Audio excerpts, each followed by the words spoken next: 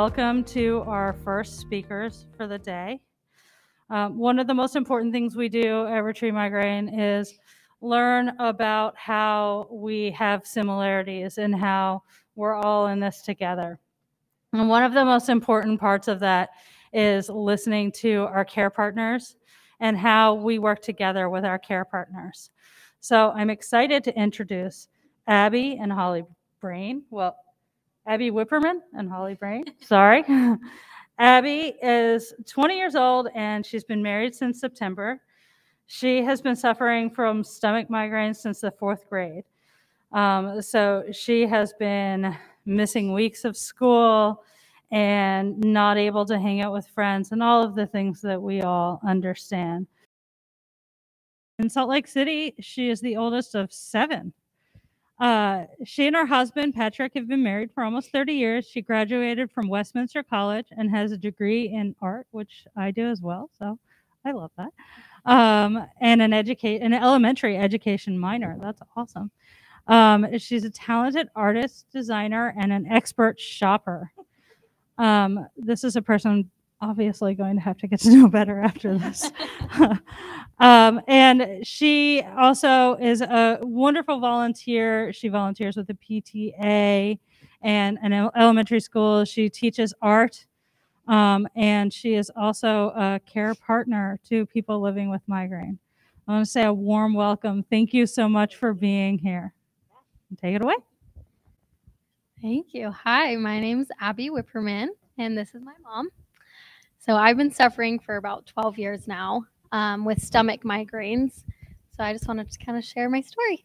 So I vividly remember the first episode that I ever got. We were remodeling our house. So we were living with my grandparents next door, and my parents were on a little date night. And so my grandparents were reading us a bedtime story, and all of a sudden I felt kind of nauseous and like these really sharp shooting pains in my stomach. But I was in 4th grade and I was like, I'll be okay. I just want to wait till mom and dad get here. So I went to bed, and the next thing I remember, I was on the couch. I was screaming. I wanted to die. I didn't want to feel this pain. I'd rather die than feel this pain. And I was in 4th grade, and they called the pediatrician who lived in our neighborhood, and he told us to go to the ER immediately. So we went, and I remember I threw up, and they did IV cocktails. They tried different tests. They x-rayed, they scoped, they scanned, they pricked, they poked, they did everything, and they just thought it was the flu. After a few weeks, we had ended up back in the ER, and she was admitted, and they just kept telling me it was the flu and that I was probably just overreacting. So for years, I was in and out of primary children's. I missed weeks of school. I couldn't dance. I couldn't hang out with my friends. People thought I was stressed out, or I was constipated, or I was faking it to get out of school.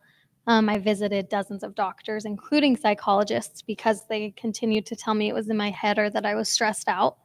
I was willing to try anything for an answer. So the picture, I was there so often that they painted me next door to the x-rays. So that's me. So this continued for 8 more years, and they kept trying to put me on different diets, and we even tried going to holistic doctors. And I remember we went, and she kept telling me that my stomach was super angry and I needed to just transfer it to my big toe and I'd be fine if I could figure that out. She told me that I needed to just eat beans and fruit. I was probably 60 pounds. I was 9 years old. So we decided that probably wouldn't be best for me. Actually, the pediatrician said, no way. So this continued for 8 more years, and they put me on a cleanse one summer, and I would drink magnesium citrate every weekend and Miralax, and then my mom would have to put mineral oil in my yogurt. Every weekend I did this. So then junior high came around, and I was old enough. I danced my entire life, and I was old enough to do competition dance, which meant I could dance with girls, usually your same age group, and you compete at different schools against other studios. So I was determined I would not allow my stomach problems to take over my life, even if it meant going backstage in between my dances to get hooked up to an IV. Another incident happened like this when I was in dance company in high school. We had the opportunity to perform at the Utah Jazz basketball halftime. I had worked so hard, and I had been to so many 6 a.m. practices, But I was in the hospital that night and I couldn't perform. So it was super frustrating when people told me that I just wanted to get out of school, because that doesn't sound like a girl who just wanted to miss school. The worst migraine that I ever had, I was a sophomore in high school and I was in the hospital. And I had never had a migraine in my head before. It always was abdominal. But this time I had a migraine so bad that I was paralyzed from intense pain and I couldn't move. They recommended us to a neurologist who recommended us to a gastroenterologist. And we had already been to so many, so we were kind of losing hope at that point. But my mom heard of Dr. Henry, so I'll let her talk about that. We actually called the Mayo Clinic, and they approved to see Abby. And when they approved to see Abby, they told us that it would take about 6 weeks to 6 months, and that we would need her pediatrician to whittle down her huge medical chart to something presentable, something that was more digestible for doctors to go through. And so that morning, I was at my wit's end. Abby had missed 6 weeks of school and was a junior. And missing 6 weeks of school at that time as a junior is not easy. Her friends had taken her out of taken her out of text chains. They no longer included her in their social things. It was getting to the point that it was emotionally more draining than it was physically.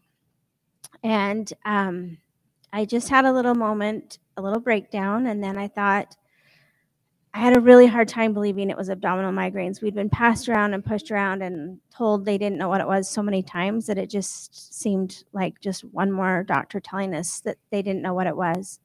But a little thing inside me kept saying to call Dr. Henry. So I called him that morning, and Dr. Henry is a migraine specialist in Salt Lake City, Utah. And I called him that morning, and his office manager took our information and told us it would take about 6 weeks to get in. And I said that was great, and that we would be willing to take a cancellation at any time, and we would drop anything we were doing and come in. And I hung up the phone and, told Abby that we were getting closer. And 5 minutes later, the phone rang, and it was Dr. Henry's nurse, and she said, "Someone just canceled. Could you come in?" And we were there in minutes. And go ahead, you tell them what happened next.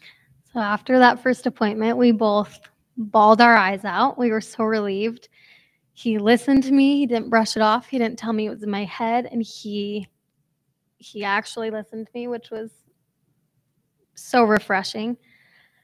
He diagnosed me with abdominal migraines, and that sounded so crazy to us. I've never even heard of that. When I tell people, they have no idea what it is. They've never heard of it either.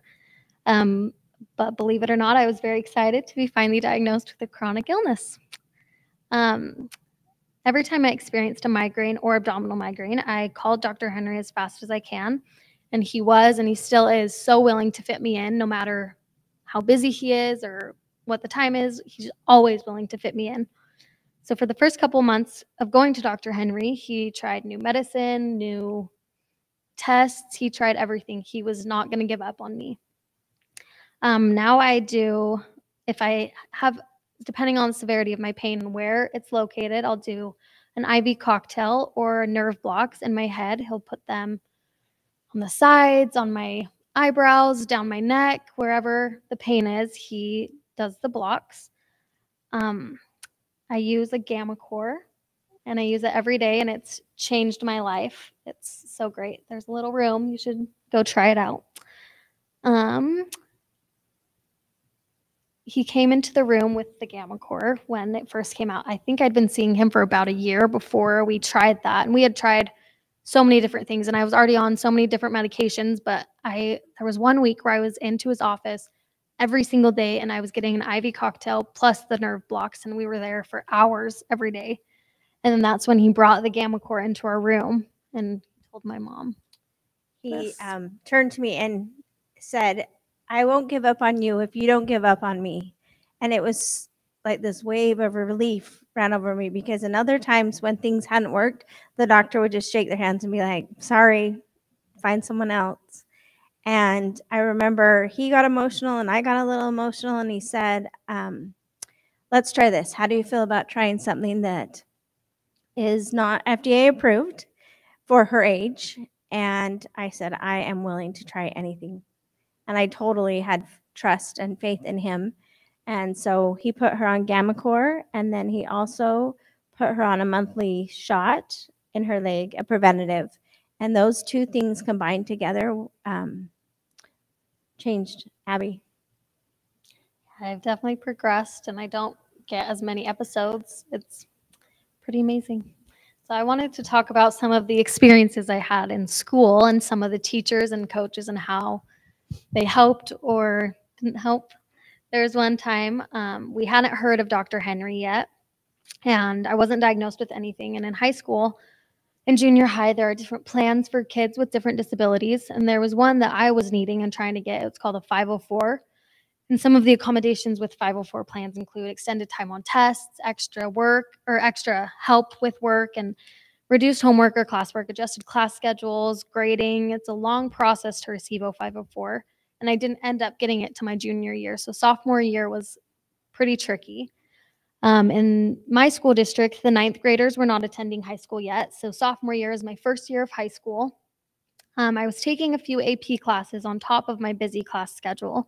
I was on dance company and I was dancing at a separate studio. So I was extremely busy and overwhelmed. This meant we had 6 a.m. practices every morning on dance company because my coach was very dedicated to making sure we looked good. There were times I wasn't able to make it to dance because it was at 6 a.m. in the morning every single day because I was feeling so sick, but we decided that I'd need to go to my AP classes because it was kind of hard to make that up, as you can imagine, and to teach myself. And I remember walking down the halls to go to my other classes, and the girls on dance company would give me the meanest looks because they were so mad that I didn't go to 6 a.m. practices. They thought that I just wanted to sleep in or that I was lazy, and I got treated differently because of that. Obviously, that wasn't the case, but as the year went on, my dance coach got harder and harder and harder on me. And there were times where for every day that I missed, I had to write a 12-page essay per day on why I danced. So this was extremely difficult. There's not that much I can say about dance, let alone write a bunch of 12-page essays on it. And I think my mom, she was in PTA at the time, and she was talking to the principal, and we actually had to sit down with the dance coach and explain to her, I have more homework in dance than I do in my AP classes. So it was, very hard as a sophomore. And the first day that I got back, there was one time, I think it was my junior year, I still hadn't had a 504, and I missed a month of school because of my migraines. And there were some days where I'd still go to dance because we had a big recital coming up. And if I didn't go, then I wouldn't be able to perform. And I remember the first day I got back, I was super hesitant to look at my grades because I knew they were lacking. And there wasn't as many online options to stay, caught up. And I was sitting next to my dance coach as the girls were on the stage, and she leaned over and she told me, "You're not allowed to dance in the recital because of your grades and how often you've missed." And it was so heartbreaking to me because I didn't want to miss. I wasn't just sloughing because I was lazy. So this was super heartbreaking. And so finally, my senior year, I was so over dance. And so I ended up quitting. And now, once I was talking to Dr. Henry about it, he was telling me that a consistent sleep schedule, if I don't have a consistent sleep schedule, then I can trigger my migraines. So this was great news to hear. And it was because then I knew I wasn't faking it. I wasn't just lazy. I wasn't tired in the morning. It's because I would dance all night. And by the time it was 6 a.m., I was so sick. And it wasn't just because I was sleep deprived. Do you remember the meeting with Megan? I remember one morning at 6 a.m., Abby was miserable, and she got up even though she wasn't feeling well because she loved dance. And Dr. Henry did everything in his power to keep her in the dance program. He wanted her to not have to give that up because it's part of who she was and is. But I remember one morning I looked outside and her little red truck was still in the driveway, and it was way past 6 o'clock, and 6 a.m. practice had started. And I walked outside and I could hear her screaming at the top of her lungs. and smacking her hand on the dashboard and just screaming, I can't do this. I can't do this anymore. And that's when we decided that it was time to give up dance. And even though it was something she loved, if it meant feeling better, then it was time. Yes. So another story I wanted to share was my sophomore year. I had a chemistry class that I hated missing because I was not great at it. So there's no way I could teach myself. My teacher, she would always have these little starter quizzes at the beginning of class. And there'd be a bonus question, usually like, what's my first name? Or what's my daughter's name? What's my favorite color? And I remember the last month of school, one of the questions was which student was absent the most. And everyone put my name down. At the time, I kind of brushed it off, but I was mortified. Every single person in that class wrote my name down. Now that I think back, wow, that was pretty crazy of her to write that down. There was the same year, I had a math teacher who was so nice to work with. He would actually film himself doing the math equations, and he'd post them on YouTube for me to go watch. So it was interesting seeing how different teachers would react when I didn't have a physical disability that they could see. It was harder for them to work with me because they couldn't see what was going on. I have a son who is a couple of years older than Abby who had, it's called a skiffy. It's where the ball of the hip slips off, and had numerous surgeries for that. And it was so interesting to see how people treated him and Abby so incredibly differently, because first he was on crutches or a walker or a wheelchair. And so it was visible. And yet when people would come to our house, it just so happened that Abby's 6-week stint of being horribly sick was about the same time that Tanner had had one of his surgeries. And I remember an older gentleman in our neighborhood came to see Tanner, and when he left, he whispered to me, I'm not worried about Tanner, I'm worried about Abby. And Abby would just change. Her fun and outgoing personality would change. And I remember when I took her to the psychologist, just because I was so sick of hearing doctors tell me that it was stress, and I was sure it wasn't, because she's fun and outgoing, and she was perfectly stressed for her age. She wasn't ever she just doesn't let things weigh on her. And so I remember when I took her to the psychologist, he told me he saw her. He wanted to see her during a migraine episode, and so we took her in, and he was the first and only doctor besides her migraine specialist that wanted to see her when she was sick. Everyone else was like, oh, why is she missing school? So we went in one day, and he said to me, I have never had a patient whose affect changes as much as Abby. She stops talking, she just stares, and he said she's trying to cope with the pain. And I remember thinking, I wish people could hear this, because she gets treated so differently than Tanner did. Teachers were so unforgiving and so inflexible. And yet when Tanner walked in with crutches, they would have done anything for him until, she had her 504. And even then it was a little bit reluctant. I can remember specifically one day Abby was supposed to be going somewhere with a friend, and the friend came to get her, and Abby had gotten sick. And her migraines come on at the craziest times. Disneyland, Christmas Day. One day we were in San Francisco on a family vacation, and then ended up going to the ER. I mean, it just was so unpredictable. And I think her friends kind of started wondering if it was real. And a friend came in, and Abby was violently throwing up. And the friend didn't know what to do. She just stood there, and then she walked out. She left. And I was so grateful that she'd walked in. And I was hoping Abby wasn't embarrassed, but it was so nice to know that, she'd seen this is real. We are not making this up. I remember when I did go to the psychologist, and we just kind of talked in our session, and then he told my mom and I, she said, yeah, she's not stressed. If anything, I think she needs to be a little bit more stressed. Because it's pretty chill, I feel like. But I remember finally when Dr. Henry was in our life, he talked to me about triggers and different things that can trigger my stomach migraines and my migraines. And he said that the consistent sleep schedule is a big one, and weather is a big one. I noticed when the weather, which is pretty hard to live in Salt Lake because the weather changes pretty drastically. But if the barometric pressure drops in a day, I can feel it. I can say, Mom, will you check the weather? I think there's gonna be a storm. And there is, because when the weather does change that drastically, it really messes with my stomach and my head.